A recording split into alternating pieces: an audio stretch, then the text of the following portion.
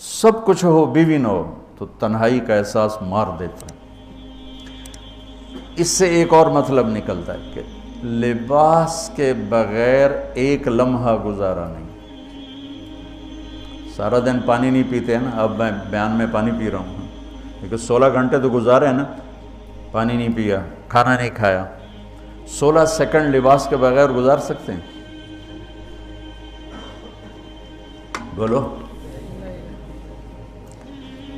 کوئی بھی کمرے میں نہ ہو، تم تنہا ہو، تم کپڑے اتارو تو تم اپنے آپ کو عجیب فیل کرو گے، تم خود اپنے آپ کو چادر میں چھپانے کی کوشش کرو گے۔ ان لباس ایک ایسی زبردست ضرورت ہے بلا دلیل کہ تم تنہا کمرے میں بھی کپڑے اتارو تو تم اپنے آپ کو عجیب سا محسوس کرتے ہو۔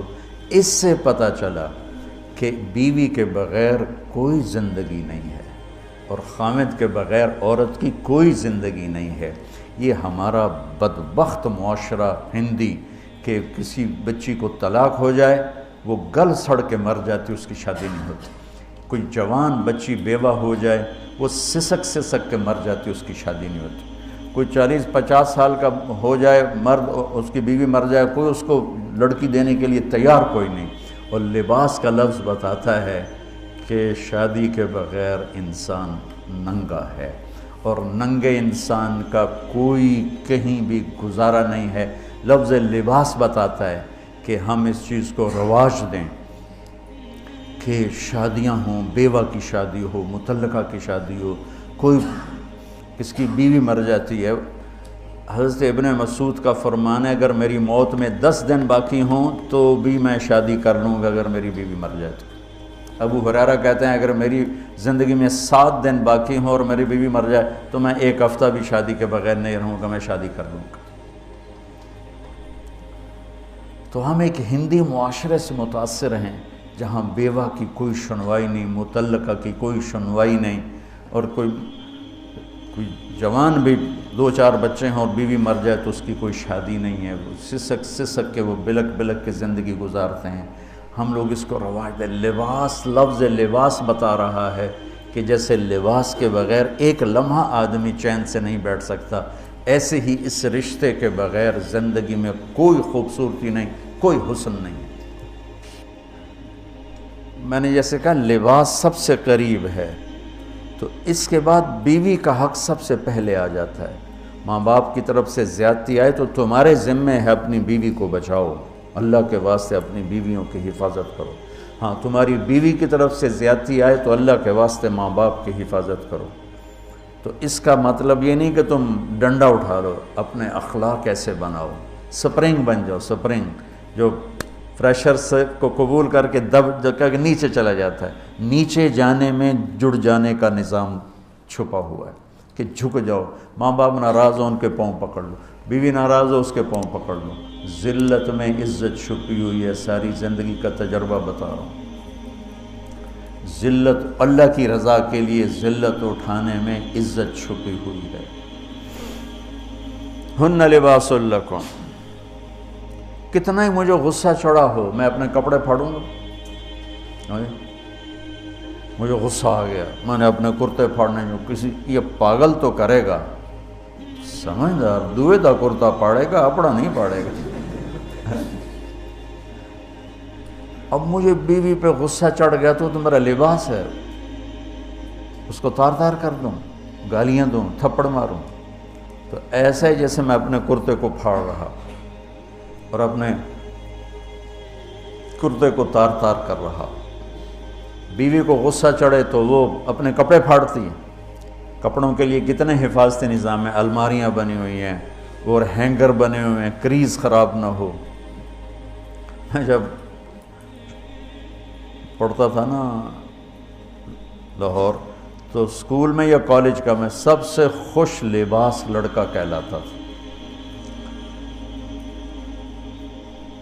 کہ میں اپنی اسکول سے آ کر نا، اب ہاسٹل میں کوئی استریاں تو ہیں نہیں، نہ ہی کوئی نوکر، تو اپنی پتلون کو ایسے ہاتھوں سے استری کرنا اور کر کے پھر تہ لگانا، پھر سرانے کے نیچے رکھنا پھر اس کے اوپر سونا تاکہ خود بخود استری ہو جائے اور کریز ٹھیک ہو جائے، اور رات کو بالوں کے اوپر رومال باندھنا تاکہ بالوں کی سیٹیں خراب نہ ہو جائیں۔ کیونکہ میں نے بال بنوائے تھے وحید مراد کٹ بال، 2 فلم سٹاروں کا ہیئر کٹ چلا، ایک دلیپ کمار کا، ایک وحید مراد کا۔ تو عام جو تھے نا بال کاٹنے والے، وہ 8 آنے لے کے بال کاٹ دیتے تھے۔ وحید مراد کٹ کے لیے 5 روپے لگتے تھے۔ 5 روپے اس زمانے میں بہت بڑی دولت تھی، جب ڈالر 1 روپے کا تھا۔ 5 ڈالر کتنے ہو گئے ہیں جی؟ 500 سے اوپر ہے۔ تو یوں سمجھو کہ وہ 5 روپے دے کر وحید مراد کٹ بنتا تھا، تو پھر میں وہ اوپر رومال باندھتا تھا کہ سوتے ہوئے میرے بالوں کا ہیئر سٹائل خراب نہ ہو جائے۔ ایک چھوٹا سا بچہ ہے لیکن اپنے لباس کو کیسے حفاظت کر رہا ہے، کریز ٹھیک کر رہا ہے، سرانے کے نیچے رکھ رہا ہے اور اس کو صاف ستھرا رکھ رہا ہے۔ ہم کھاتے ہوئے کیا کرتے ہیں، آگے اگر کپڑے نئے پہنے ہوں تو آستینیں چڑھا لیتے ہیں کہ کہیں کوئی شوربہ کچھ سالن ادھر نہ لگ جائے، ادھر نہ لگ جائے۔ میں جب بھی بیٹھتا ہوں تو میری بیوی کہتی ہے آستینیں چڑھاؤ، آستینیں چڑھاؤ، لگ نہ جائے۔ اور آگے ہم کیا کرتے ہیں، تولیہ رکھتے ہیں، نیپکن رکھتے ہیں، رومال رکھتے ہیں۔ بڑے بڑے ہوٹلوں میں جاؤ تو پہلے وہ ساتھ رکھا ہوتا ہے کہ کوئی کھانے کا ذرہ گرے، سالن کا کوئی قطرہ گرے تو آپ کے کپڑے خراب نہ ہوں۔ ہم کیچڑ میں جا رہے ہوں تو ہم اپنے پاؤں گندے کر لیتے ہیں، کپڑے گندے نہیں ہونے دیتے۔ اپنے شلوار اوپر کر لیتے ہیں، پتلون اوپر کر لیتے ہیں، پاجامہ اوپر کر لیتے ہیں۔ تو جب کہیں سے کوئی آنے لگے ایسی ناگواریاں تو اپنے اوپر لے لو، بیوی پہ نہ آنے دو۔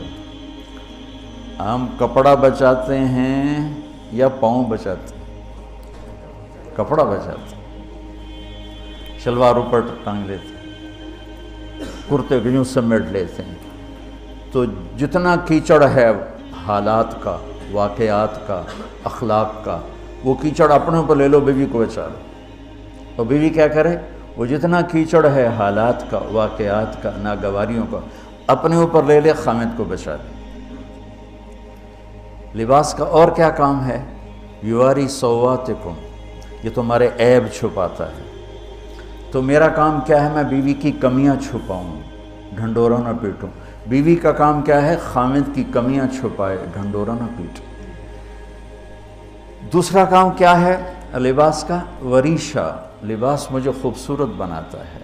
یہ ایک واحد رشتہ ہے جو زندگی کو خوبصورت بناتا ہے۔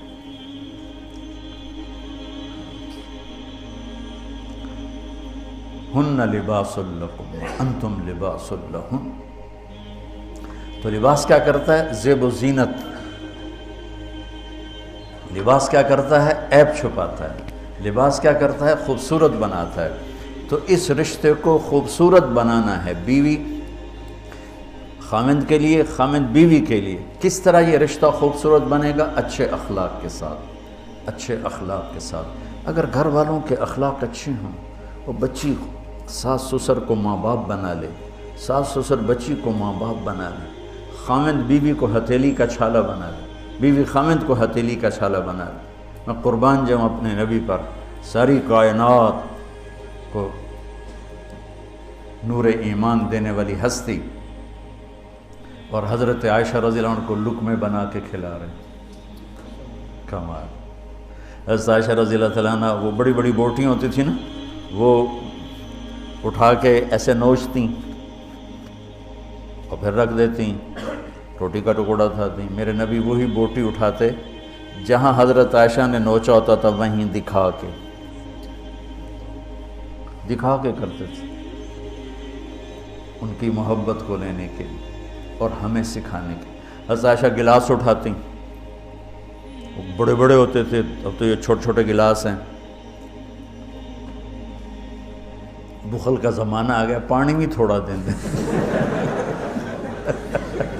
ہمارے دیہات کا کلچر تھا، اب تو مٹ گیا ہے، مہمان ہی کوئی نہیں ہوتے۔ جب کچی سڑکیں ہوتی تھیں اور ذرائع نہیں تھے تو بہت سے مسافر ہمارے ڈیروں میں آ کے رات گزارتے تھے، ہماری پہچان والے نہیں، اجنبی راہگیر، اور کوئی پہچان والے بھی، لیکن جو بھی تھے، کوئی اپنے ہیں، پہچان والے ہیں، دوست ہیں، مسافر راہگیر ہیں، ان کو رات کو کھانے کے بعد دودھ پلانا یہ ہماری تہذیب تھی کہ جتنے بھی ہیں دیرے میں 15 ہیں 20 ہیں 1 ہے، جاؤ بھئی روٹی کھا لی ہاں دودھ پیواؤ سارے ہیں۔ وہ جانور بہت زیادہ ہوتے تھے، کھیتی باڑی کم ہوتی تھی، دودھ وافر ہوتا تھا، وہ گلاس اتنے بڑے بڑے ہوتے تھے، 3 پاؤ کا گلاس ہوتا تھا۔ تو ایک ہمارے دادے کے زمانے کا نا چاچا لال سنپال وہ آ گیا دیرے میں، نوکر گیا دودھ پلانے، تو گلاس کو دیکھ کے نوکر سے کہندا پتر میں نہیں پیندا۔ اسا کہا چاچا کیوں نہیں پینا؟ اسا کہا 2 تو ود پیواں تو بے غیرت بنا تے 2 تے میرا گزارا نہیں جاتا میں نہیں پیندا۔ تو حضرت عائشہ رضی اللہ تعالیٰ عنہ گلاس اٹھاتی اور یہ پیا،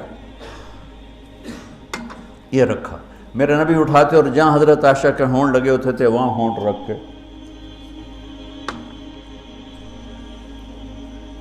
یہ زندگی سکھائی ہے۔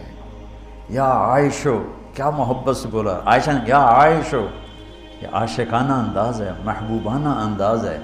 یا حمیراء، عائشہ آؤ دوڑ لگائیں۔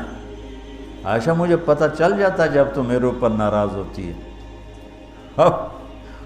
حضرت عائشہ نے کہا وہ کیسے؟ کہ جب تو میرے اوپر ناراض ہوتی ہے نا تو یہ نہیں کہتی مجھے رب محمد کی قسم، تو کہتی مجھے رب ابراہیم کی قسم۔ جب تو میرے اوپر راضی ہوتی ہے تو کہتی ہے مجھے رب محمد کی قسم، اور جب تو میرے اوپر ناراض ہوتی ہے تو کہتی مجھے رب ابراہیم کی قسم۔ کہ یا رسول اللہ صلی اللہ علیہ وسلم نام ہی آپ کا نہیں لیتی، میرا تو دل آپ پہ کیا، میری جان قربان ہے آپ پر۔ عرب کے ماحول میں اظہار عشق عیب تھا بیوی سے، ہاں معشوق سے اظہار عشق ساری شاعری بھری پڑی۔ تم نے شعراء جاہلیت پڑھو یا بعد کو پڑھو، بھری پڑی۔ وَهَلْ تَبْكِينَ لَيْلَا إِذَا مِتُّ قَبْلَهَا وَقَامَ عَلَىٰ قَبْرِ النِّسَاءُ النَّوَائِحُ لَيْلًا كَمَا لَوْ أَصَابَ الْمَوْتُ لَيْلًا بَكَيْتُهَا وَجَادَ لَهَا دَمْعًا مِنَ الْعَيْنِ صَافِحُ وَأَغْبِطُ مِنْ لَيْلًا بِمَا لَا أَنَالُهُ بَلَا كُلُّ مَا قَرَّتْ بِهِ الْعَيْنُ طَائِعُ وَلَوْ أَنَّ لَيْلًا، دیکھو لیلہ 4 شعر ہیں، لیلہ ہر شعر میں لیلہ۔ وَلَوْ أَنَّ لَيْلَ الْأُخَيْلِيَّةَ سَلَّمَتْ عَلَيَّ وَدُونِي جَنْدَلٌ وَصَفَائِحُ لَسَلَّمْتُ تَسْلِيمَ الْبَشَاشَةِ أَوْ زَقَى إِلَيْهَا صَدًا مِنْ جَانِبِ الْقَبْرِ سَائِحُ۔ وہ بڑے زور شور سے لیلہ لیلہ لیلہ اپنے اشعار میں کہہ رہا ہے، لیکن بیوی سے اظہار عشق عیب، موت۔ اس ماحول میں جس میں بیوی سے اظہار عشق ایک عیب تھا اور معشوق سے اظہار عشق شاعری بھری پڑی۔ ترکت ہوا لیلا وسعد بمعزل، کیا کیا خوبصورت شاعری ہے۔ بے بالشموس الجانحات غواربا،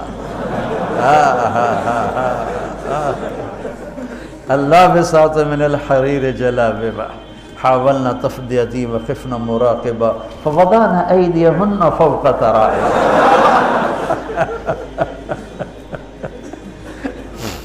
عرب کی شاعری بھری پڑی ہے عشق و معشوقی سے۔ اس ماحول میں میرے نبی سے ایک شخص کہتا ہے یا رسول اللہ من احب الناس الیک، آپ کو سب سے زیادہ کس سے پیار ہے؟ بھری محفل ہے، مسجد الگ نہیں کہ یوں کر کے پوچھ رہا ہو، بھری محفل میں آپ سب سے زیادہ کس سے پیار کرتے ہیں؟ تو آپ نے زور سے کہا عائشہ سے۔ اللہ اکبر، اللہ اکبر، ہائے ہائے ہائے۔ وہ تو ہل گئے، کہنے لگے، ان کی تو سمجھ میں نہیں آئی بات، تو انہوں نے کہا یا رسول اللہ میرا مطلب ہے مردوں میں آپ کس سے زیادہ پیار کرتے؟ تو آپ کو اندازہ ہو گیا بھئی کیوں یہ پوچھ رہا ہے، اس کو ہضم نہیں ہوا جواب۔ تو آپ نے کہنا تھا ابو بکر سے، تو آپ نے فرمایا مردوں میں عائشہ کے عباس، ابوہا عائشہ کے عباس۔ کیا زندگی سکھائی۔ ہن لباس لکم وانتم لباس لہن، یہ تمہارا لباس ہیں تمہیں کتنا ہی غصہ چڑھے لباس تو نہیں پھاڑو گے، تمہیں غصہ چڑھے بیوی کو بے عزت نہ کرو، بیوی کو غصہ چڑھے تو کرتا پھاڑے گی، اپنا دوپٹے کو آگ میں ڈالے گی، نہیں، اس کو بچائے گی۔ صرف پاگل یہ کام کرتا ہے۔ اسی ایک لفظ لباس کے اندر زندگی گزارنے کا پورا طریقہ موجود ہے، اور اسی کے اندر بیواؤں کی، مطلقہ کی، رنڈوے کی شادی کا اشارہ خوبصورت موجود ہے کہ لباس کے بغیر تو ایک لمحہ انسان نہیں گزار سکتا۔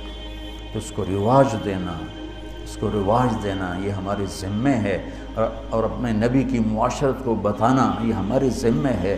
ہم تو ان مسائل میں پڑ گئے جن کا نہ جنت سے تعلق ہے نہ جہنم سے تعلق ہے، الٹا وہ مسائل جس میں زیادہ اختلاف ہے اس میں زیادہ بولنا، زیادہ تقریریں کرنا، اس چیز نے ہمیں اپنی منزل سے بہت دور کر دیا، ہم کھو گئے ہیں، کہیں اور چلے گئے ہیں۔ تو اس عرب کے ماحول میں میرے نبی نے لباس بنا کے دکھایا۔ صفیہ رضی اللہ تعالیٰ عنہ چھوٹے قد کی تھیں، اونٹ پہ سواری کے لیے وہ خود نہیں کر سکتی تھی، آپ نے اپنا گھٹنا آگے کر دیا، حضرت صفیہ نے آپ کے گھٹنے پر پاؤں رکھا اور اس کو زینہ بنا کے آپ نے ان کو اوپر چڑھایا، زینہ بنا کے۔